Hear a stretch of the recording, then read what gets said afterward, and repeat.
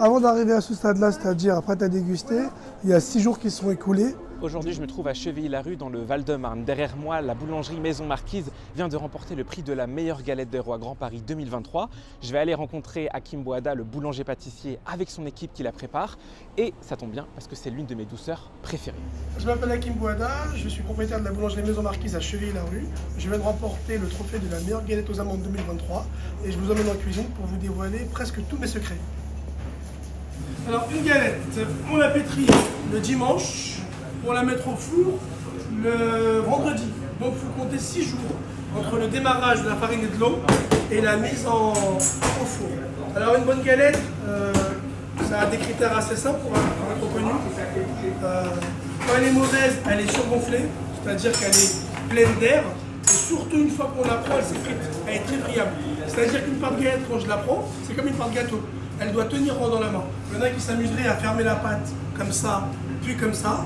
Ça s'appelle un tour double. C'est très rapide, mais en termes de résultat, c'est nul. Nous, on préfère la fermer comme ceci, donc avec 1, 2, 3 faces, bien droit, bien aligné. Farine pour pas que ça colle, bien sûr. On appuie pour que ça passe facilement à la machine. Marwan, il y a un message de galette première. Alors Marwan, tu saisis la poche comme ça. C'est un peu sensuel, mais bon. Faut bien former. Là, tu viens. Vas-y. Et voilà, tu ressors.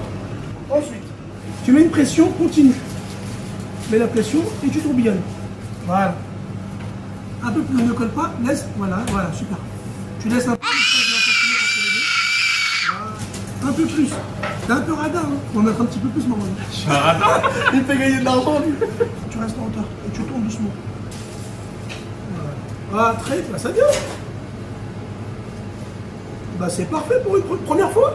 Elle est pas belle ma galette. Allez, mec. Bravo, Marwan. Donc, une fois qu'on a mis la crème d'amande, on vient refermer avec le capot par-dessus. Et ensuite, ce qui va se passer, c'est qu'on fait cette manipulation qui est un peu technique. On met un cercle sur la galette et on vient redétailler le contour entièrement. Alors, il y a beaucoup de boulangeries qui s'arrêtent à ce niveau-là, c'est-à-dire qu'ils mettent la galette au four le lendemain. Nous, ce qu'on fait pour avoir un résultat optimal et le plus joli possible, on vient retailler une deuxième fois. Le problème de retailler, c'est que c'est très coûteux en argent et en temps, parce que ça engendre du travail et de la perte. Mais regardez, quand vous comparez les deux, là, vous avez un résultat net, comparé à celui-là qui est à côté. Alors, on est 5 à faire les galettes, donc on fait un peu tout. On va dire que celui qui est plus à l'aise, plus rapide à dessiner dans l'équipe, ça reste Michael. Moi, je vais faire tout ce qui est tourage. Denis, il va faire tout ce qui est fermeture. Et Marco, il va faire tout ce qui est découper les galettes. Je les mets en cellule de refroidissement positive pour que le feuilletage se repose. Et ça va durer combien de temps? 24 heures. On s'est donné le défi, hein, parce qu'on a quand même 12 000 galettes à faire, c'est pas évident, de vraiment faire la galette identique à celle du concours. Alors pourquoi je dis le défi? Parce que vous avez plusieurs façons de rayer qui seraient vraiment simples et qui nous permettraient de gagner des heures. Excusez-moi, Michael. On pourrait très bien dire on raye comme ça. On fait ça. Hop. Voilà. Là, on parle de 2 minutes. Mais nous, on a pris le parti de vraiment rayer comme on a gagné. Vous voyez? Donc tout doucement. Et ça, vous voyez, le temps que je fasse la première, il faut tourner en plus la grille à chaque manipulation. Mais nous, ce qu'on veut, c'est vraiment que les clients mangent ce que le jury a décrété être la meilleure galette d'Île-de-France. La fameuse recette, elle est assez simple. C'est qu'en fait, nous, initialement, pour l'historique, on faisait frangipane. Donc, frangipane, c'est crème pâtissière et crème d'amande. Et le jury, pour le concours, eux, ils veulent crème d'amande 100%. Donc, beurre, œuf, sucre et poudre d'amande. Donc, nous, on met des poudres d'amande d'origine Californie. Après, chacun fait ce qu'il veut. On a gagné comme ça. Donc, pour les galettes, on fera comme ça aussi en boutique. À savoir que la crème d'amande, c'est beaucoup plus fort en goût, beaucoup plus intense. Et les fameuses galettes, les meilleures galettes de Paris qui sont là, on les sort. Donc on vient les siroter. Donc là, les galettes, en vérité, elles sont cuites. Hein. Arrivées là, elles sont cuites, il n'y a pas de souci. Simplement, on vient les siroter pour 2 choses, pour qu'elles aient une belle texture déjà, et qu'elles aient de la brillance. Et là, elles repartent pour 5 minutes au four. Et voilà, les 2 galettes. Donc important, quand on la sort du four, il faut tout de suite la mettre sur le grill.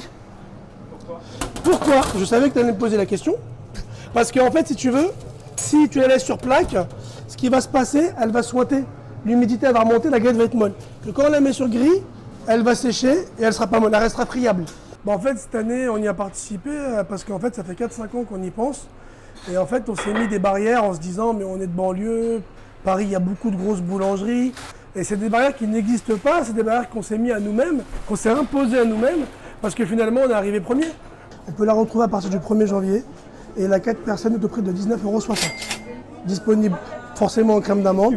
Et on fait aussi des dérivés pour ceux qui n'aiment pas trop la crème d'amande, mais qui aiment le feuilletage, en Nutella et en pomme tatin. Souris, hein, surtout ceux qui ne sont pas mariés. C'est le moment. Et ceux qui sont divorcés? Ah bah non, oui, il faut qu'il y ait pas de chance.